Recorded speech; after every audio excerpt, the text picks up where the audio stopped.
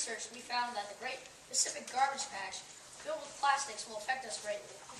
What exactly is the Great Garbage Patch? Well, it's a collection of plastics, like water bottles and plastic bags and stuff, that have floated offshore and got stuck in a Gulf Stream out in the middle of the Pacific Ocean. These don't biodegrade, they photodegrade, which basically means after a while they'll break into little pieces, but they'll stay plastic. So it'll still be plastic, it'll just be a bunch of tiny pieces of plastic. And although it's not visible from above, it is actually very big, about twice the size of Texas. If you were to dip a net in the water in the Great Pacific Garbage Patch, you would find teeny tiny little pieces of plastic, about that size, and they would be very dense in volume. In fact, there are 7 times more pieces of plastic in some parts of the patch than zooplankton, which are the main basis of the ecosystem in the ocean. On top of this, most of the plastic stays on the surface, which is where the bait fish live, and that's what they would eat. And so, if the bait fish ingest these harmful toxins from the plastics, they end up getting eaten by bigger fish, and then after a while, through the food chain, they'll end up on our dinner plate with the harmful toxins in them, and we will end up eating the harmful toxins. This patch will pose a great threat to us, but unless this is stopped. So our project, or our group, our team, has come up with a solution for this.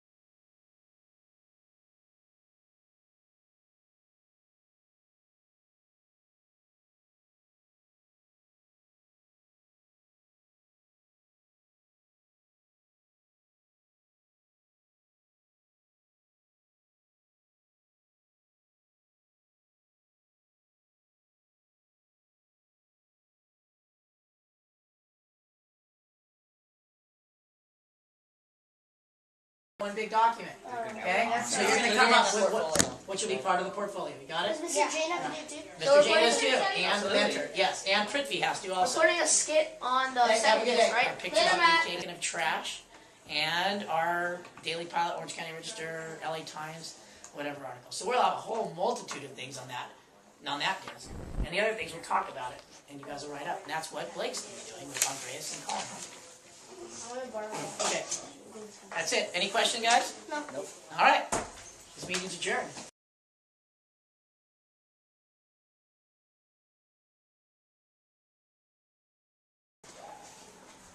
In the far, far future, on this very earth, all of Mother Nature will have died, and in the oceans, instead of fish and plants, it's going to be plastic in the Great Pacific Garbage Patch. This patch will take the lives of many more sea creatures. Here's a story of one of them. I'm choking! Help me!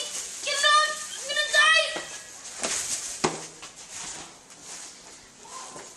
I'm Sally the Styrofoam Cup, and I like to kill turtles like these. We love causing trouble.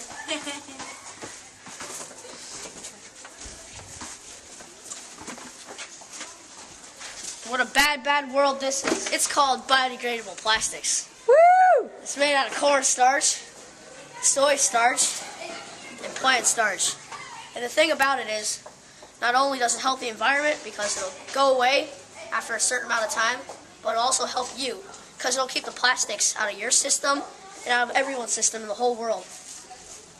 And we'll be seeing less of these and more of these. Yay!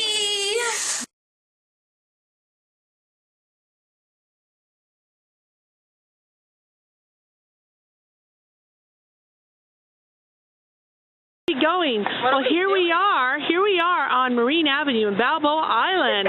There is the Hershey Market, and here is Team 4 ready to go. Woo! Jenny, let's see that board you made with all eco products.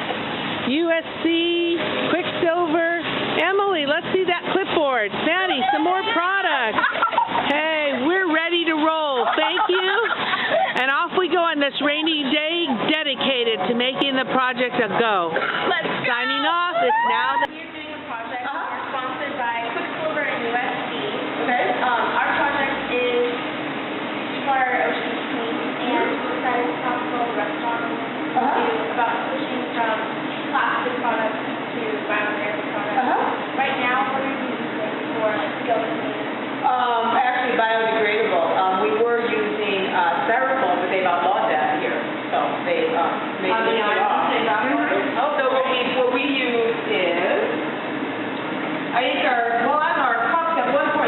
made out of some sort of a corn thing. Yeah. We have here. It used to be our cups, now we've got a different cup, but I think it's still a recycled thing, but that used to be our cups, and then these are our little containers. Yeah, those are exactly. See, we're on the same line. Thank you. Great. Yeah, we switched this over probably about, I think, when they outlawed in June or something, or June 1st, I think is when they, it was against the law of styrofoam anymore. And then, do you use plastic utensils or do you use starch ones? I think we still use plastic ones. They're a little to go, one little happy little package, and I think they don't look like this. I think they're. Yeah, these ones you can take Oh wow. They're exactly like plastic. And you can smell them, they smell like corn-based. Oh wow. They're exactly like plastic, they're the same strength and everything. Same thing with the cups and all the, everything from the seeds. They look the same. Yeah, no, I know that we're not using these yet. Yeah, so, would you be interested in maybe helping us with changing to eco-friendly products? Well, most of us are eco-friendly. I think the only thing we don't have eco-friendly would be the utensils, and that is not my thing. That would be my boss and the owner's say on that. I know they did everything else. They've got eco-friendly. So we're pretty much there with the utensils. So, Do you think you could show them a pamphlet? Sure. That's our project. It shows them about like You got it. plastic. No problem. You got it. Are we the first one you guys? So good. It was a good sale. So already a lot of eco-friendly. So yeah, good. Okay, ending this session. I'm Braun, and I'm a 7th grader here at Ensign. I think most of you know me. And then this is Jenny, and this is Colin. They're 8th graders. First of all, I'd like to thank you guys for letting us come here today and present. As you may know, so our group, our team, has come up with a solution for this.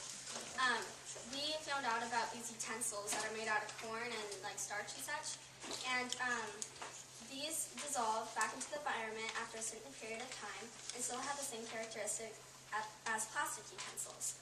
So that means they could like withstand the same amount of heat. They're the same color, they're the same shape, they have the same amount of strength. So that's like, we might as well use those instead of plastic because in 1 year, eco-products customers make a difference by saving 150,000 gallons of gas, enough to drive around the earth 181 times, 7,380 pounds of greenhouse gases, 504,326 kilowatts hours of energy, enough to power the average American household for 10 years. 810 years.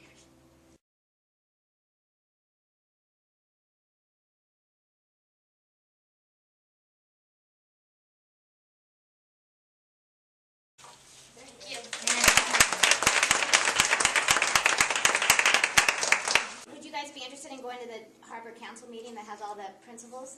Because I know at our next one, Mr. Green, who's in charge of all the food. Green? Dick Green. Oh yeah, the navigator told us about Mr. Green. He will be there to talk about nutrition, and I don't know, maybe I could get you guys to do your little spiel what's in there. Sounds good. Okay, I will contact the president and see if I can get you guys to go. And maybe I can set up somehow you can get on the school board meeting sooner than November.